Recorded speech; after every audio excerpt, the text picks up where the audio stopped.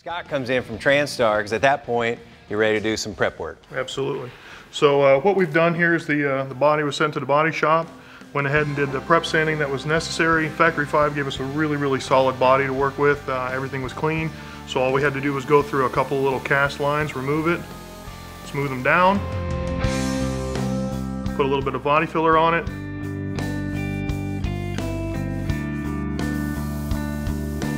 put it in the booth and get a good primer coat on it. And I'm assuming a couple of coats of primer. Yep, a couple coats.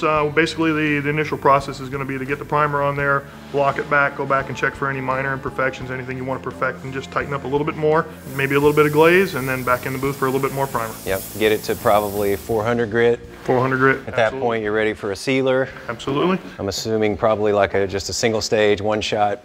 It's a 4-to-1 mix on the sealer, and they're going to go ahead and apply one, maybe two coats depending on the coverage that they're looking for. And once they've got that on, proper flash time, and then go ahead with your base. Sealer's good to put on because if you have any different, sand throughs, if you have a spot that goes through the glass or goes through to a different layer of primer, it's a good way to put down first and make sure you get a good consistent base. Any imperfection in the surface, little sand scratches, maybe a little bit of color drift where you've had a little bit of body filler show through. Yep. It just gives you a nice uniform, even color, and good chemical adhesion for your base coat. So we picked the color. We decided to go with a cream, went with a silver pearl over the top just to give a little bit of sheen, give a little bit of interest, and kind of show some of the shape. Yeah, so basically what we've got here is our final product was the cream base coat that we applied at the beginning of our tri-coat paint process. So we get a nice even 3 coats of cream color, put the pearl on for a little bit pizzazz, a little bit more effect.